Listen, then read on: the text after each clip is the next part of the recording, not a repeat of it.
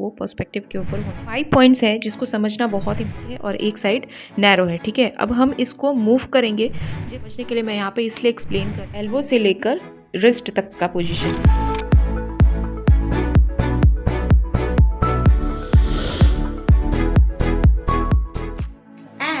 After sketch like a master, let's continue with draw and shade portrait. Yes, आपने सही सुना.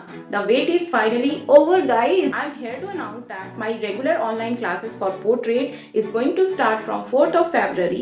तो जो भी लोग बिल्कुल बिगनर लेवल से एडवांस लेवल तक जाना चाहते हैं और बहुत ज़्यादा क्लासिकल रियलिज्म को अप्रोच करके रियलिस्टिक पेंसिल ड्राइंग पोर्ट्रेट की बनाना चाहते हैं, तो आप इस क्लास को ज्वाइन कर सकते हैं। तो फिर देर किस बात की, if you are interested then DM me on this why you should join draw and shade portrait. Number 1, हम क्या क्या सीखने वाले हैं इस कोर्स में। ये बहुत ज्यादा एडवांस लेवल की कोर्स होगा। Everything is in the caption, you can read below.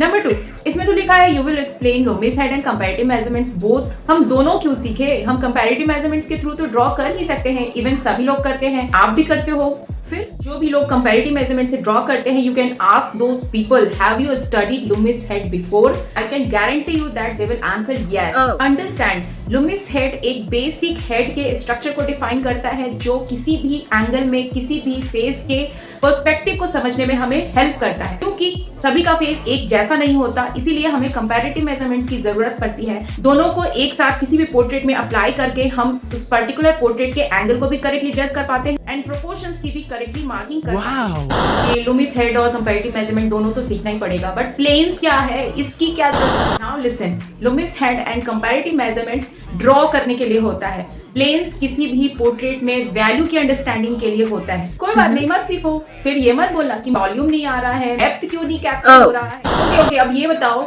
आपने तो बोला कि ये 3 मंथ्स का कोर्स है, क्या 3 महीने में हम पोर्ट्रेट बनाना सीख जाएंगे? पोर्ट्रेट बनाना नहीं सीख जाएंगे। I will share each and every concept which will help you to draw a portrait. I will guide you and I will be with you throughout the process, throughout your journey. But ultimately work तो आपको ही करना है। You will not work, you will not be able to improve. अभी भी आपके कुछ सवाल हैं तो you can write down in the comments and hurry up guys. Early bird discount is going to end soon and very limited seats are available, तो DM me to register। Hello everyone, कैसे हैं आप सब लोग? I hope कि सब अच्छे होंगे और बहुत सारी प्रैक्टिस कर रहे होंगे। तो जैसे कि थंबनेल में आपने देख लिया होगा कि आज का जो टॉपिक है हमारा वो पर्सपेक्टिव के ऊपर होने वाला है। तो मेरे एक स्टूडेंट ने बहुत दिन से मेरे से रिक्वेस्ट किया था कि ह्यूमन फिगर के ऊपर हम पर्सपेक्टिव को किस तरीके से अप्लाई करें, उस चीज़ के ऊपर प्लीज़ एक वीडियो बनाना। तो फिर इसी को ध्यान में रखते हुए मैं आज का वीडियो बना रही हूँ। तो आज के लेसन को स्टार्ट करने से पहले मैं ये बोलना चाहूँगी कि कोई भी थ्योरी हो, कोई भी कॉन्सेप्ट हो, किसी भी सब्जेक्ट के ऊपर अप्लाई करने से पहले उसका जो बेसिक रूल है, बेसिक कॉन्सेप्ट है, वो पूरा अच्छी तरीके से क्लियर होना चाहिए। क्योंकि कॉन्सेप्ट हर एक सब्जेक्ट पे एक ही तरीके से अप्लाई होता है। तो पर्सपेक्टिव का भी वही चीज़ है, सेम है। पर्सपेक्टिव का भी जो रूल है, सब्जेक्ट कोई सा भी हो, हर सब्जेक्ट के ऊपर एक ही तरीके से अप्लाई होता है। तो अगर कॉन्सेप्ट आपको अच्छे से समझ में आ गया तो आप किसी भी सब्जेक्ट पे बहुत ही ज़्यादा ईजिली तरीके से आप उस चीज़ को अप्लाई कर पाएंगे। तो बेसिक इंट्रोडक्शन ऑफ पर्सपेक्टिव मैंने एक वीडियो में बहुत ही अच्छे से एक्सप्लेन कर रखा है, तो आप उस वीडियो को पहले जाकर देख लेना। क्योंकि पर्सपेक्टिव के जो बेसिक रूल है उनको बिना समझे आप किसी भी सब्जेक्ट के ऊपर अप्लाई नहीं कर पाएंगे। यहाँ पे मैं एक ब्रीफ इंट्रोडक्शन दे देती हूँ। जैसे पर्सपेक्टिव क्या होता है? पर्सपेक्टिव का मतलब होता है कि हम किसी भी सब्जेक्ट को किस एंगल से देख रहे हैं। 5 पॉइंट्स हैं जिसको समझना बहुत इंपॉर्टेंट है। हम अपने सब्जेक्ट को किस किस तरीके से देख सकते हैं। सबसे पहला है आई लेवल। कोई भी सब्जेक्ट अगर हमारे आई लेवल में रखा है तो वो कैसी दिखेगी। दूसरा है अबव आई लेवल। कोई भी सब्जेक्ट हमारे आई लेवल से ऊपर रखा है तो वो कैसी दिखेगी। थर्ड है बिलो आई लेवल। कोई भी सब्जेक्ट आई लेवल से बिलो है तो वो कैसी दिखेगी। फोर्थ एंड फिफ्थ है जो कि कॉन्सेप्ट है फोर शॉर्टनिंग का। अब फोर शॉर्टनिंग क्या होता है? कोई भी चीज़ या कोई भी ऑब्जेक्ट हमारे आँख के बिल्कुल पास में है तो वो चीज़ें बड़ी दिखेंगी, और कोई भी ऑब्जेक्ट हमारे आँख से दूर जा रही है तो वो छोटी होती जाएंगी। साइज़ उसका चेंज नहीं होता है एक्चुअल में, बट हमें वो दिखती है छोटी। अगर आँख से दूर जा रही होती है तो छोटी होती जाती है, और हमारे आँख के सामने होती है, पास होती है, तो वो फिर बड़ी दिखती है। इसका एग्जाम्पल एक रोड से हम ले सकते हैं। जैसे कोई भी रोड है जिसको हम देख रहे हैं सामने से, तो उसका जो पोर्शन सामने होता है वो वाइड होता है, और जैसे जैसे वो रोड दूर जाता है वैसे वैसे वो पतला होता जाता है, ठीक है, और एक वैनिशिंग पॉइंट पे जाके मिल जाता है। तो ये 5 पॉइंट हो गए। पहला है आई लेवल, दूसरा है अबव आई लेवल, तीसरा है बिलो आई लेवल, चौथा है फार फ्रॉम आई, एंड पांचवा है नियर टू आई। ठीक है, तो ये सिंपल सा कॉन्सेप्ट है। इन पांचों के कॉम्बिनेशन से आप किसी भी पर्सपेक्टिव के फॉर्मूले को सॉल्व कर सकते हो। मतलब ये एक मैथ के फॉर्मूले जैसा ही है। आप किसी भी फिगर को कहीं पे भी किसी भी इस जो भी पांचों है इनके कॉम्बिनेशन से आप किसी भी फिगर है उसको आप ड्रॉ कर पाओगे। ठीक है, बाकी और डिटेल में और अच्छे से समझेंगे। सबसे पहले हम अभी हमारा फिगर है उसके एंगल को पहले हम देख लेते हैं कि वो किस तरीके से ट्विस्टेड है या किस तरीके से टर्न है। उस पर्टिकुलर ऑब्जेक्ट के पर्टिकुलर पार्ट के एंगल को हम यहाँ पे देख रहे हैं और साइज को भी देख रहे हैं। जैसे सपोज यहाँ पे मैं लेग का देख रही हूँ, तो लेग का जो एंगल है और लेग का जो साइज है उसको मैंने यहाँ पे एज एक रफ आइडिया लगाने के लिए मैंने एक लाइन से ड्रॉ कर लिया। ठीक है, अब हम इमेजिन करते हैं अपने फिगर को सिंपल बनाने के लिए। इमेजिन करते हैं कि हमारा जो भी फिगर है वो 2D है। ठीक है, अगर हम 2D में इमेजिन करेंगे तो जैसे फेस है हमारा, तो उसको हमने एक रेक्टेंगुलर शेप दे दिया। हमारा जो रिब केज का जो पार्ट है, अब बोन को आप थोड़ा सा इमेजिन करो कि हमारा बोन का स्केलेटन का जो एनाटॉमी होती है वो किस तरीके की होती है। तो एनाटॉमी कह सकते हैं या फिर मतलब सिंपल स्केलेटन और मसल्स को हम अगर एक साथ लेके चलें तो जैसे रिब केज का जो पार्ट होता है उस पूरे को मैंने एक यहाँ पे एक रेक्टेंगल यहाँ पे दे दिया, स्क्वायर कह सकते हैं, स्क्वायर दे दिया। फिर नीचे जो पेल्विक का पार्ट होता है उसको मैंने एक स्क्वायर से यहाँ पे डिनोट कर दिया। ठीक है, और जो थाई का जो पार्ट रहता है उसको मैंने एक यहाँ पे रेक्टेंगल दे दिया, और जो नी से लेकर जो एंकल का पार्ट होता है उसको भी मैंने एक रेक्टेंगल का एक शेप दे दिया। ठीक है, अब रेक्टेंगल है दिया है मैंने, लेकिन उसमें फोर शॉर्टनिंग अप्लाई किया है। तो आप देखो यहाँ पे अब इस चीज़ को समझना है।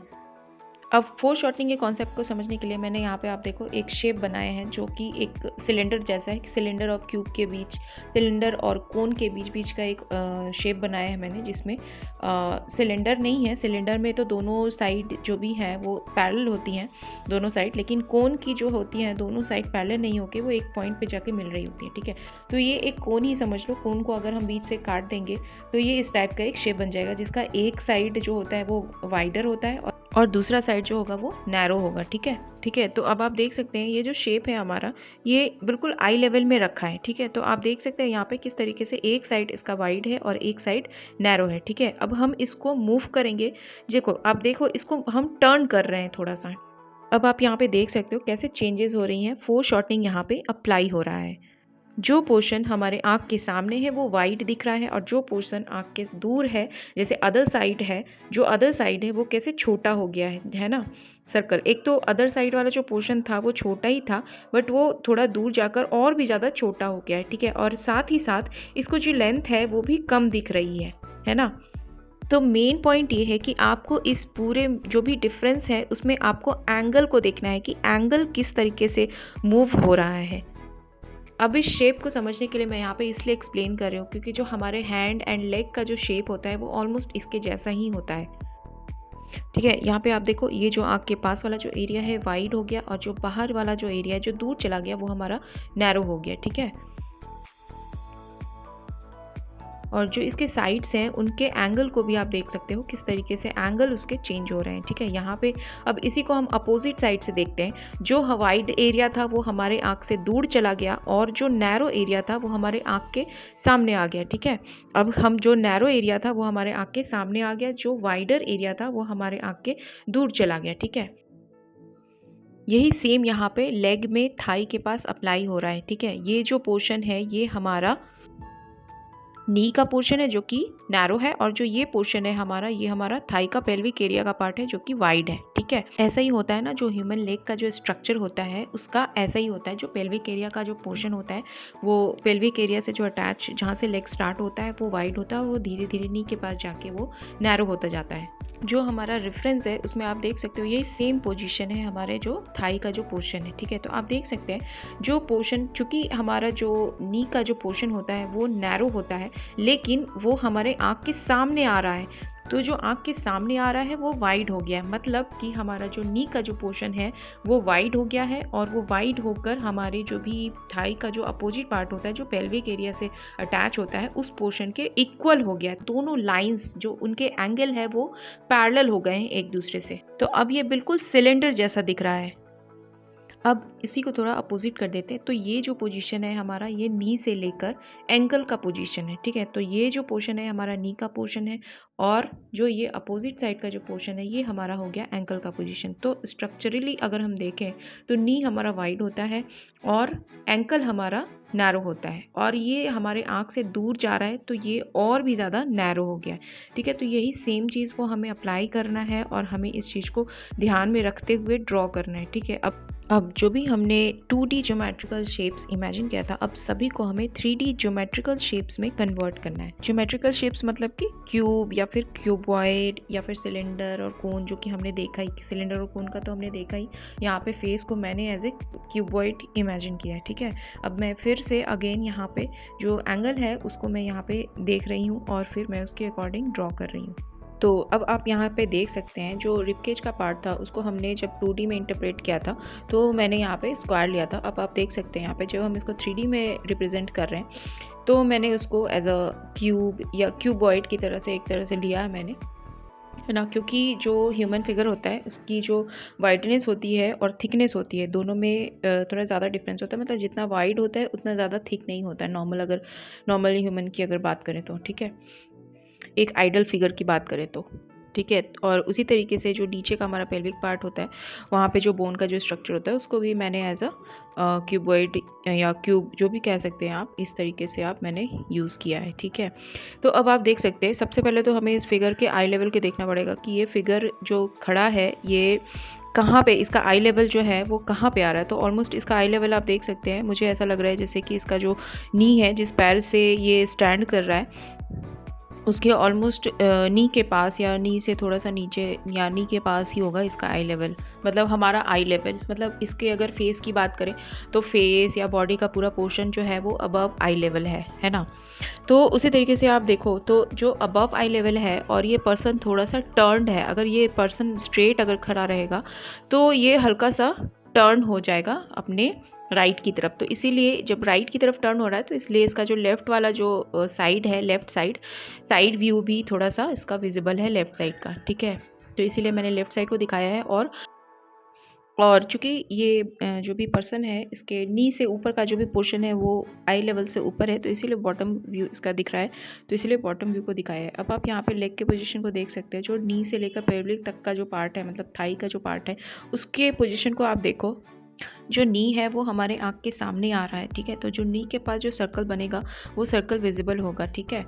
और नी से लेकर जो हमारा एंकल का पोर्शन होगा तो वो एंकल हमारे आँख से दूर जा रहा है और नी हमारे आँख के पास है, तो नी के पास जो सर्कल बनेगा वो हमें विजिबल होगा। तो उसी चीज़ को मैंने यहाँ पे दिखाया है। अब आप हैंड की पोजीशन को भी आप देख सकते हो, तो हैंड में फोर शॉर्टनिंग उतना ज़्यादा नहीं हो रहा है, बिल्कुल फ्लैट है ये हमारे मतलब हमारे ये टर्न्ड नहीं है, वो हॉरिजेंटली हमारे सामने, मतलब अगर हमारे आई से देखेंगे तो आई के पैरेलल में है। अब दूसरे हैंड के पोजीशन को आप देख सकते हैं, जो हमारा शोल्डर से लेकर जो एल्बो तक का पोर्शन है उसका पोजीशन ऐसा है, ठीक है। तो शोल्डर हमारा वाइड होता है और एल्बो होता है वो नैरो होता है, तो ये ऑब्वियसली हमारे एल्बो जो पोर्शन है वो हमारे आँख के सामने है, तो जो नैरो है वो हमारे आँख के सामने है, तो वो नैरो बड़ा हो गया है और वो शोल्डर के पोर्शन के बराबर हो गया है। जस्ट लाइक जो हमारा लेग के जो थाई का जो पोर्शन था वही सेम पोजीशन यहाँ पे है, और जो एल्बो से लेकर जो रिस्ट तक का पोजीशन है वो वही सेम हमारे जो नी से लेकर जो एंकल तक का पोर्शन था वो सेम। जैसे अभी आप देख सकते हो ये वाला पोजीशन हमारा एल्बो से लेकर रिस्ट तक का पोजीशन है, ठीक है। ये हो गया हमारा एल्बो का पोजीशन और ये हो गया हमारा रिस्ट का पोजीशन। तो आप देख सकते हैं एल्बो हमारा स्ट्रक्चरली वाइड होता है रिस्ट से, तो वो पास होकर और भी ज़्यादा वाइड हो गया है और रिस्ट हमारा और भी ज़्यादा नैरो हो गया है, ठीक है। तो इसी तरीके से आपको देखना है, जो फोर शॉर्टनिंग का एंगल है उसको आपको देखना है। इतना ज़्यादा कॉन्सेप्ट समझ के तो बनाना ही पड़ेगा, और ऐसे भी अगर आप देखो तो जो सिंपल जो लाइन्स है उसके एंगल को देखो, वो एंगल भी आप देखोगे जो रेफरेंस में है उसके एंगल को आप देखोगे तो भी आपको थोड़ा बहुत समझ आ जाएगा, क्लियर हो जाएगा। और इन सारे कॉन्सेप्ट को आप लगाओगे तो जो आपको समझ में आ रहा है आप उसको अपने जो भी आपके पास नॉलेज है उससे आप कोरिलेट भी कर सकते हो, ठीक है। तो समझना आसान हो जाता है हमें, ठीक है। अब आप देख सकते हैं यहाँ पे मैं अब अगला इसी फिगर का रैपिड स्केच कर रही हूँ। थोड़ा जेस्चर को, इसके एंगल को, इसके पोजीशन को, पर्सपेक्टिव को, सारी चीज़ों को ध्यान में रखते हुए, लाइंस है, लाइंस के एंगल को, प्रोपोर्शन को, सभी चीज़ों को ध्यान में रखते हुए, ठीक है, और पर्सपेक्टिव को ध्यान में रखते हुए, ठीक है, इसकी रैपिड स्केचिंग कर रही हूँ। तो इस तरीके से आप भी करना, ठीक है। और जो भी मैंने चीज़ें एक्सप्लेन की है, अगर उसमें कुछ भी अगर डाउट है तो आप अगेन मेरे से कमेंट में पूछ सकते हैं। और कुछ भी अगर नहीं समझ आया तो आप अपने जो भी डाउट्स हैं उसको आप कमेंट में लिखना, मैं ज़रूर आंसर करूँगी। और समझ आए तो भी लिखना, मुझे अच्छा लगेगा कि हाँ, जो भी मैंने चीज़ें एक्सप्लेन की है आपको समझ में आया। और अगर कुछ नहीं समझ में आया तो आप ये भी बताना कि क्या नहीं समझ में आया, ताकि मैं उस चीज़ को और अच्छे से बता सकूँ। जो मेरा एक्सप्लेन करने का तरीका है मैं उसको और अच्छे से इन्हांस कर सकूँ, अच्छा बना सकूँ, ठीक है। और इसी टाइप से अगर पर्सपेक्टिव को ही ध्यान में रखते हुए फिगर्स को हम किस तरीके से और दूसरे फिगर्स के ऊपर हमें किस तरीके से अप्लाई करना है, थोड़े और एग्जांपल्स आपको देखने हैं तो आप वो भी मुझे कमेंट में बता सकते हैं, ठीक है। तो इसकी रैपिड स्केचिंग कर रही हूँ मैं। अब आप देख सकते हो जो पर्सपेक्टिव है उसको तो हमने समझ लिया, ठीक है। अब पर्सपेक्टिव समझने के लिए आपको ड्रॉ उसी तरीके से करना है, लाइंस में कर्व्स को इस तरीके से ऐड करना है जो ताकि हम अपने फिगर में एक एक्शन को, एक रिदमिक एक्शन को दिखा सकें, ठीक है। तो उसके लिए मैंने थोड़ा सा रिब केज के लिए ओवल बनाया। और फिर जो प्रोपोर्शन है उसके लिए भी मैं यहाँ पे हेड के साइज़ को देख रही हूँ कि जो बॉडी मैं बना रही हूँ उसका साइज़ सही आ रहा है कि नहीं आ रहा है ना। तो ये सारी चीज़ों को देखते हुए हमें ड्रॉ करना है, ठीक है।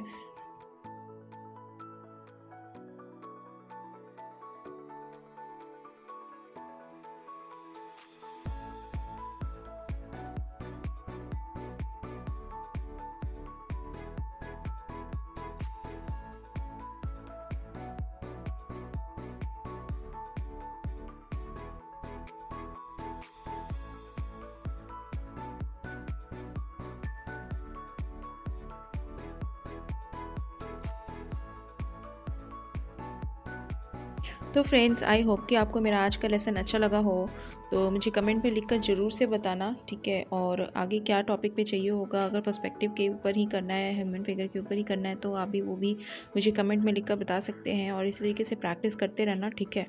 और कुछ भी डाउट हो तो आप लिख सकते हैं। और हाँ, जो पोर्ट्रेट की क्लासेस मैं स्टार्ट करने वाली हूँ वो 4 फरवरी से स्टार्ट होने वाली है, जो कि बहुत ज़्यादा बेसिक होगी, बेसिक से एडवांस लेवल तक की होगी। तो अगर आप पोर्ट्रेट, रियलिस्टिक पोर्ट्रेट करना चाहते हैं, पेंसिल ड्राइंग करना चाहते हैं, पेंसिल और चारकोल को किस तरीके से एक साथ यूज़ करना है वो सब सीखना चाहते हैं, और बहुत ज़्यादा बेसिक लेवल से स्टार्ट करना चाहते हैं, पोर्ट्रेट ड्रॉ करने में प्रॉब्लम आती है, प्रोपोर्शन को किस तरीके से सिंप्लीफाई करना है, किस तरीके से डेप्थ को कैप्चर करना है, बहुत सारी चीज़ें, पूरा बेसिक से लेकर एडवांस तक की चीज़ें, सारी चीज़ों को मैं एक्सप्लेन करूँगी, बताऊँगी आपको। और थ्रू आउट द प्रोसेस मैं आपके साथ रहूँगी। और उसके बाद भी, क्लासेस ख़त्म होने के बाद भी आप अपना वर्क मुझे सेंड कर सकते हैं, ग्रुप में आप वर्क कर सकते हैं। क्योंकि देखो, 1-2 दिन या 3 महीने 4 महीने का तो ये जर्नी होती नहीं है, ठीक है। आपको हमेशा इस चीज़ में लगे रहना पड़ेगा, तभी जाकर आप थोड़ा इम्प्रूव कर पाओगे, ठीक है। तो आप वो सब कर सकते हैं और मेरे साथ जुड़े रह सकते हैं। कुछ भी डाउट होगा तो मैं आपके लिए हमेशा मतलब रहूँगी। कोई भी क्वेरी होगी तो आप मेरे से पूछ सकते हैं, ठीक है। तो अगर आप चाहते हैं ज्वाइन करना तो आप मुझे कांटेक्ट कर सकते हैं। और जो भी डिटेल्स आपको जाननी होगी तो आप मुझे प्लीज़ व्हाट्सएप पे कांटेक्ट करना, और वहाँ पे मैं आपको क्लियर कर दूँगी सारी चीज़ें, ठीक है। और please like, share and subscribe my channel. मिलते हैं फिर नेक्स्ट वीडियो में, तब तक के लिए bye bye. Thanks for watching my video. Keep watching, keep practicing.